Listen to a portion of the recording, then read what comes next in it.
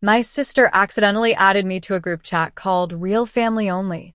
8 members, 7 years of messages, and 847 times. My own family called me the charity case, bet money on my divorce, and celebrated when my life fell apart. I read every single word. I screenshotted everything. Then, I sent one text. Thanks for the receipts. Tori.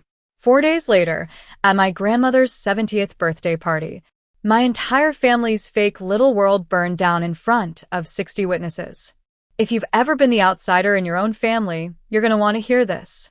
Before I tell you exactly what happened at that party, do me a quick favor. If you've ever been underestimated, disrespected, or talked about behind your back by your own family, hit that like button. Subscribe if you want more stories where karma actually shows up, and tell me in the comments where you're watching from and what time it is there. I read those. They make me feel a little less alone. All right, let me take you back 6 weeks to the day my grandma called me about that party. It was 7 a.m. when my phone started buzzing on my nightstand.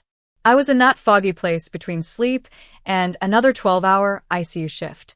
I squinted at the screen. Grandma Eleanor. My chest tightened, not from dread, but from surprise. My grandma doesn't usually call me directly for big things. Family announcements always went through the group chat. Not that I was ever in it. I just assumed I'd been forgotten, or maybe they switched to some new chat without saying anything. I'd gotten used to being the last to know. I answered. Hey, Grandma. Tori, honey, she said, warm and bright like always.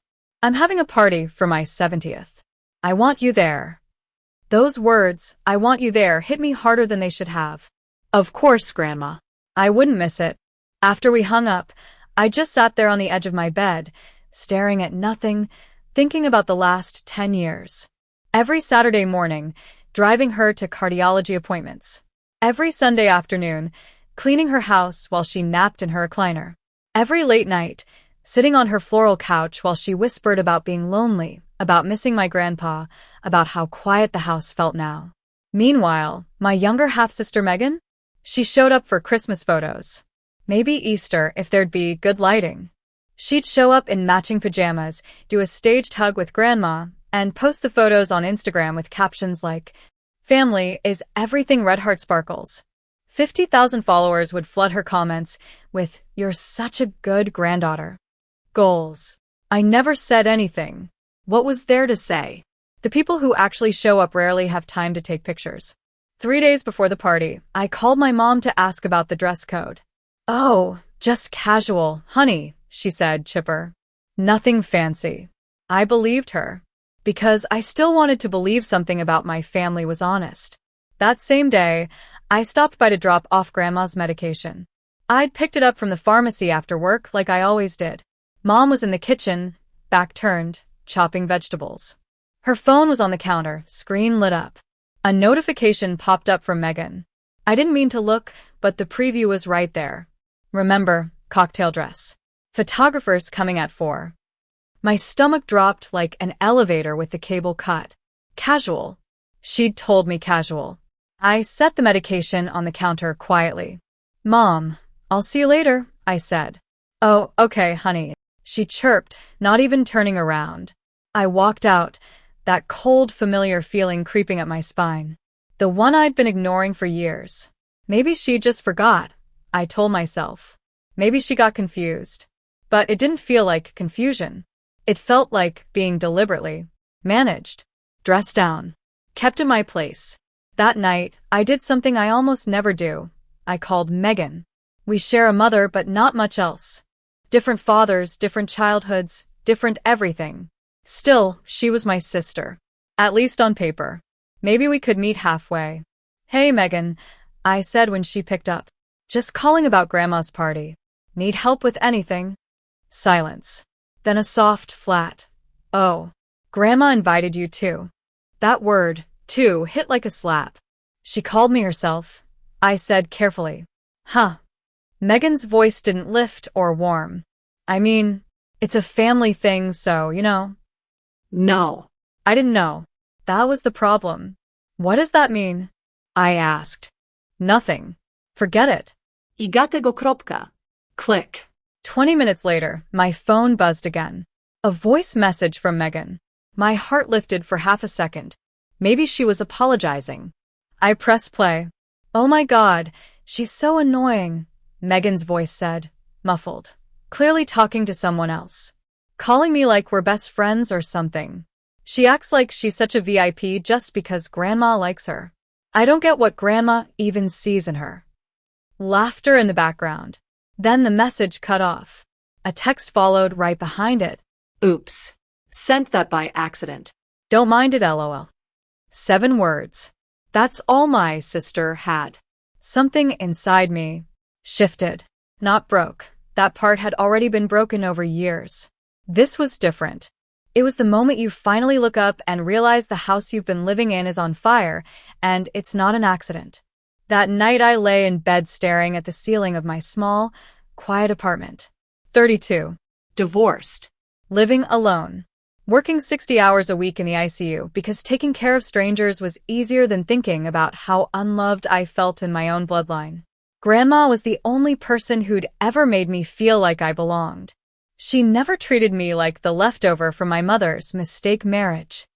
When I was 12 and sobbing before the father-daughter dance because I didn't have a father to go with, Grandma showed up in a suit and bow tie and danced with me all night. She'd had 3 stunts, 2 scares, and 1 conversation where she'd squeezed my hand and whispered, "Promise me you'll be okay when I'm gone." If I lost her, I'd have no one. Not really. I thought about my grandpa's funeral 3 years ago. 200 people in the church. I sat in the very back. No one sat with me. My mom was up front, being comforted by Megan and Aunt Linda. I was just an extra. Grandma had found me, sat beside me, held my hand. That's when she'd said it. I write everything down, you know. Who does what? Who shows up? Back then, I thought she meant grocery lists and meds. Lying there in bed, I wondered if that notebook went deeper. If Grandma saw everything I was pretending not to see. And then, like the universe had been waiting for the worst possible moment, it happened. 4 days before the party. 11 p.m. I was finally relaxing with a book when my phone pinged. Notification. Megan Harper added you to Real Family Only. I stared at the words. Real. Family. Only. My thumb hovered, cold creeping up my spine. I tapped the notification. The chat opened. 8 members. Mom. Megan. Aunt Linda.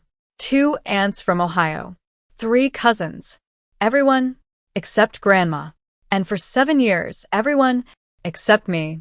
In the corner, 847 unread messages.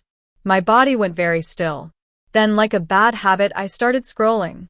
I scrolled all the way back to message 1. Aunt Linda. Finally, a place to talk without you know who's seeing. Megan. Charity case free zone. Mom. Girls, don't be mean, but yeah, this is nice. My ears rang. Charity case. They had a nickname for me. A joke. 7 years long. The messages blurred at first. Inside jokes, holiday plans from events I'd been told were small family things this year. Photos from gatherings I'd never even heard about. Then I found it. Megan. New rule. We called her CC from now on. Aunt Linda. CC face with tears of joy Megan. Charity case. Cousin Amy. Dead face with tears of joy Mom. That's terrible, but also kind of accurate lol. My own mother. I felt my heart pounding against my ribs like it was trying to break out. My hands were shaking so hard I had to grip the phone with both. I kept scrolling. When I lost my first nursing job due to budget cuts, Aunt Linda called it. Knew she couldn't hack it. Megan. How long till she asks Mom for money? Mom. She won't. Too proud. That's the problem with her. When I started dating Marcus, later my husband, Megan. OMG, CC has a boyfriend. Taking bets on how long this lasts. Aunt Linda. I give it 2 years max. Cousin Amy. 18 months. When I got engaged. Megan. CC is engaged party popper Aunt Linda. To who? Does he know what he's getting into? Mom. I'll be honest, I'm surprised. Never thought she'd find someone. Megan, starting the divorce pool now. $50 on under 5 years. Aunt Linda, put me down for 3. Mom, you girls are awful. Put me down for 4. I wasn't breathing. I didn't realize until my chest burned and I gasped like I'd been underwater. My mother bet on my marriage failing. I kept going because at that point, pain becomes momentum. You have to see it through. I found the week of my divorce. Megan, guys, guess what? Aunt Linda, what? Megan, Cece's getting divorced. Aunt Linda, no way. Finally, I knew it. A cousin Amy. Who won the bet? Aunt Linda, for years, 3 months. Closest to my 3-year guess. Pay up, ladies' money with wings. Megan, fine. I was close with 5. Then my mom. Just got off the phone with her. She was crying. Aunt Linda. And, Mom, nothing. She'll get over it. At least she doesn't have kids. One less grandchild to worry about. They sent laughing emojis. Megan, silver lining face with tears of joy, cousin Amy. Honestly, who would cheat on someone that boring? Megan, right? I'm surprised he waited this long. 47 more messages picking apart my marriage. My looks. My personality. Not one person suggested checking on me. At some point, the tears stopped. My hands stopped shaking.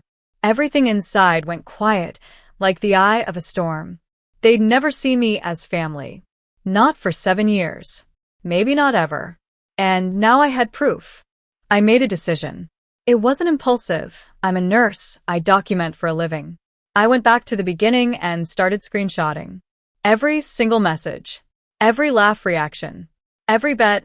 Every joke. Every CC. Folder name on my phone. Real family only archive. While I worked, one conversation jumped out. 6 months ago.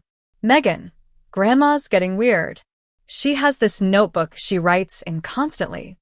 Aunt Linda, what kind of notebook? Megan, IDK. Some journal thing. I saw her writing names in it. Mom, she's 69. Probably just keeping track of meds or something. Megan, I saw CC's name in there like multiple times. Aunt Linda, weird. Megan, right? She's obsessed with her. It's gross. I read that exchange 3 times. Grandma had a notebook with my name in it. I remembered her words at Grandpa's funeral. I keep track, honey. I always keep track. Oh, Not just meds, then. At 4:17 a.m. I finished screenshotting. 847 messages of proof. No one had noticed I'd been there for hours. I opened the chat, typed one message. Thanks for the receipts. Tori. I hit send. Then I left the group. At 4:19 a.m. My phone lit up like a slot machine. Megan calling. Decline. Mom calling. Decline.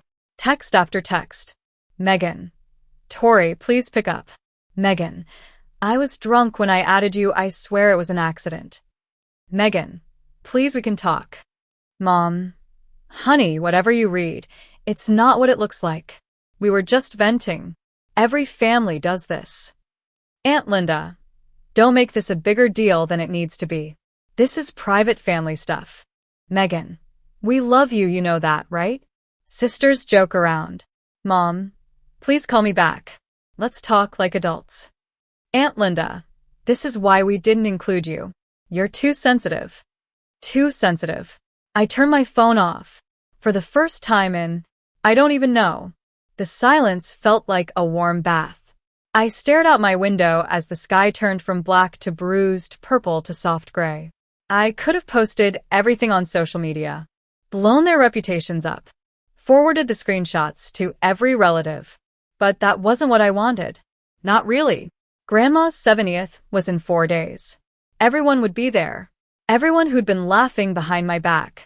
I didn't want revenge that would make me like them. I wanted something cleaner. Not revenge. Truth. At the right volume, in the right room. So I made a different kind of plan. And I slept better than I had in years. Fast forward to the day of the party. Clear sky. Perfect weather. Grandma's backyard had been transformed.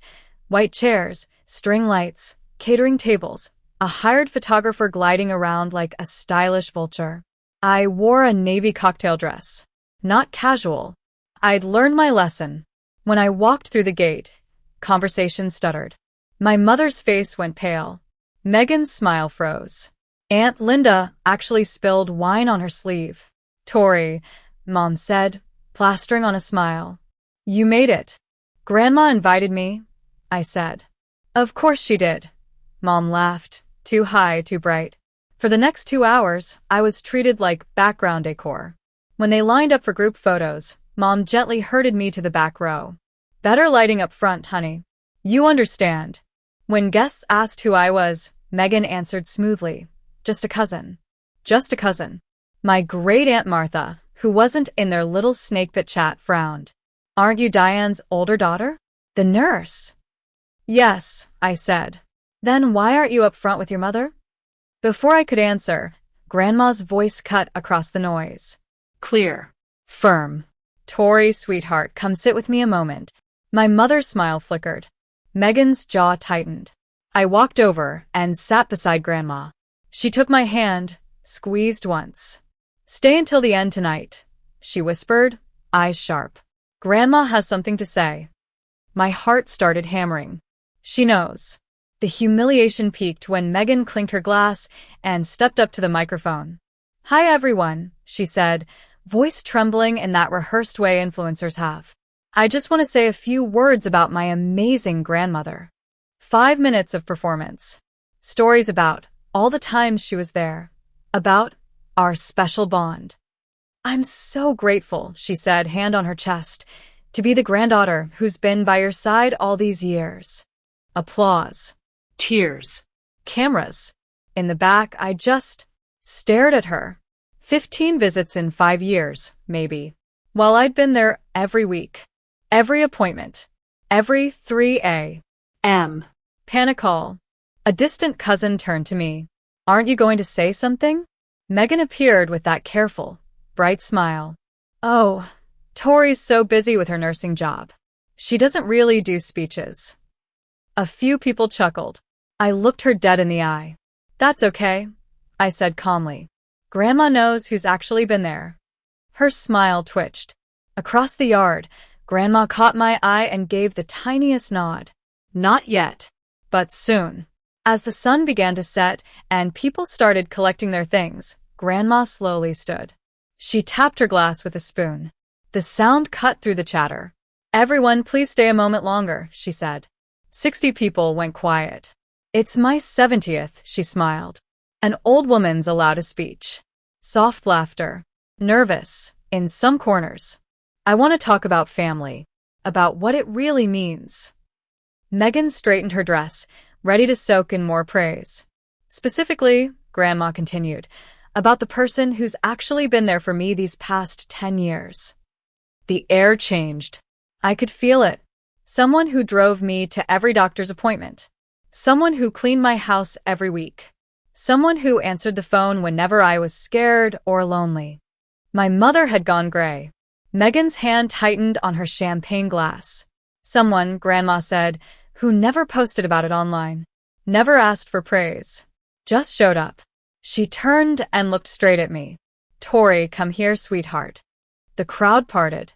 I walked forward, knees slightly shaky. Grandma took both my hands. This, she said, voice steady, is my granddaughter. My real family. Megan stepped in, her smile brittle.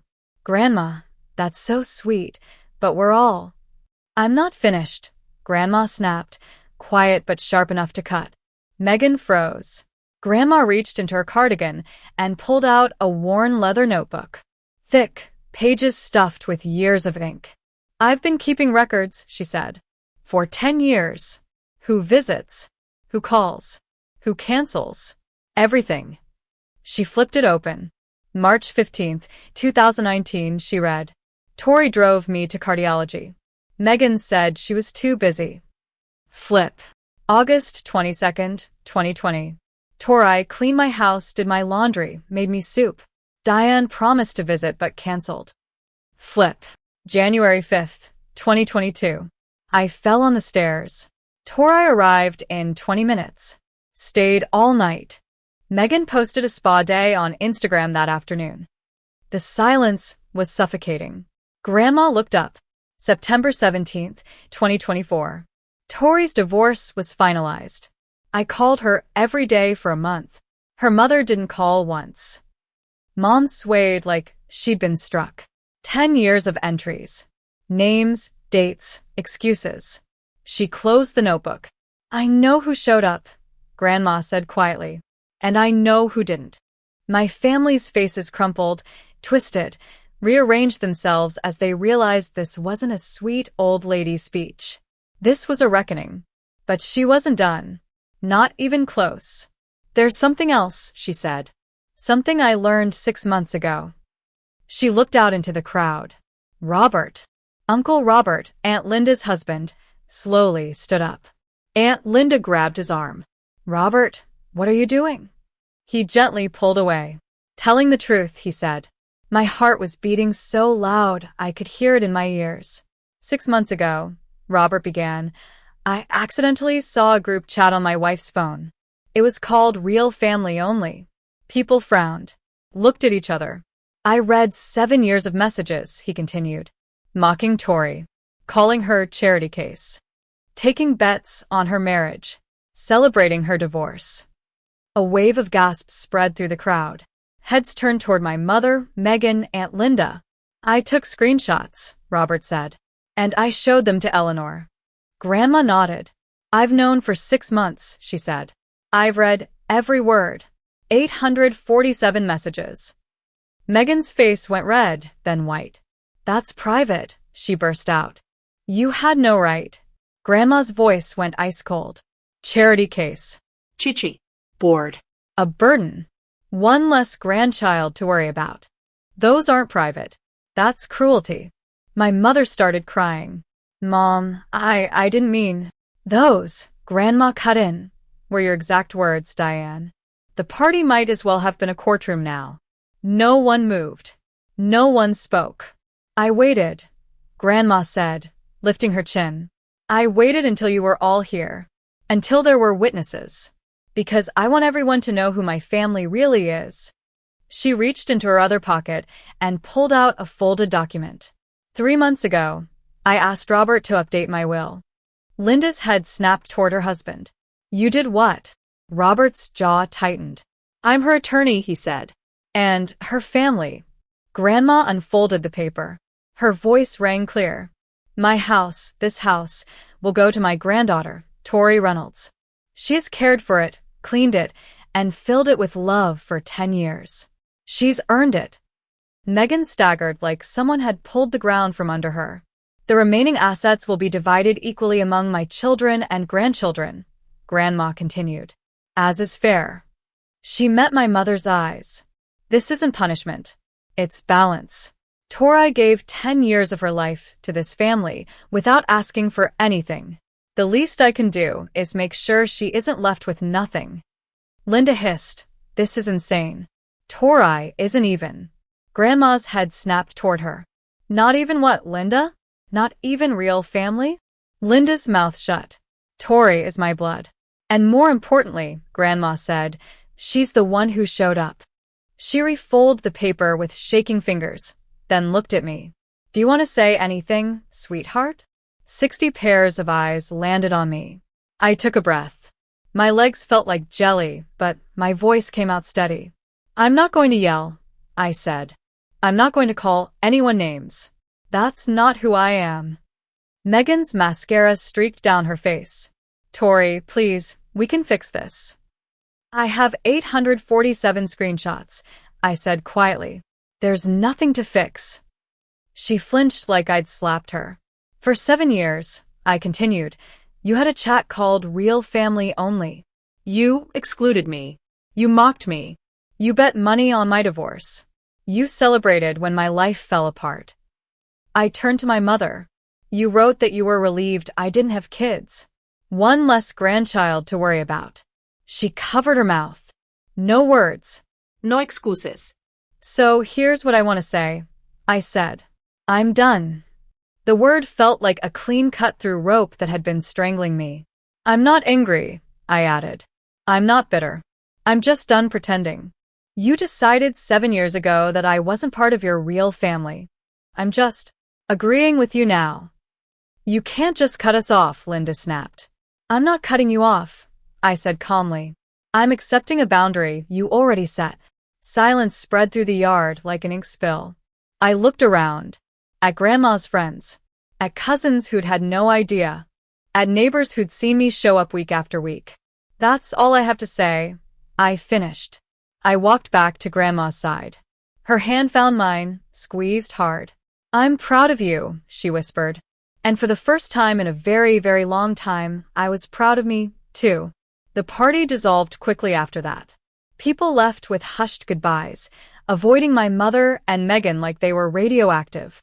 Later, the fallout spread through our town, through social media, through every little circle that used to worship my perfect family. Megan lost followers. My mom lost brunch friends. Aunt Linda lost her marriage. I didn't gloat. I didn't have to. The truth did all the work. A few people reached out. Cousin Amy with an apology. Uncle Robert with quiet regret. And me? I gained something I didn't know I was allowed to have. Peace. 3 weeks later, I sat with Grandma on her garden bench as she wrote in that notebook. Writing about today? I asked. She smiled without looking up. Of course. What are you putting? She read it aloud. Tori visited. Good conversation. She's going to be okay. For once, I believed her. If this story hit a nerve, you're not alone. You don't have to stay where you're mocked, minimized, or treated like a charity case, family or not. You're allowed to walk away. You're allowed to choose the people who actually show up. You don't have to set yourself on fire to keep other people warm. Boundaries aren't walls. They're doors you control. If you've ever had to divorce your own family, tell me about it in the comments if you feel safe sharing. I know a lot of people reading will understand. If you want more stories where quiet people finally get loud, make sure you're subscribed, hit that like button, and share this with someone who needs to be reminded they're not crazy for wanting respect. Thanks for listening. And to all the charity cases out there, you're not the problem. They are.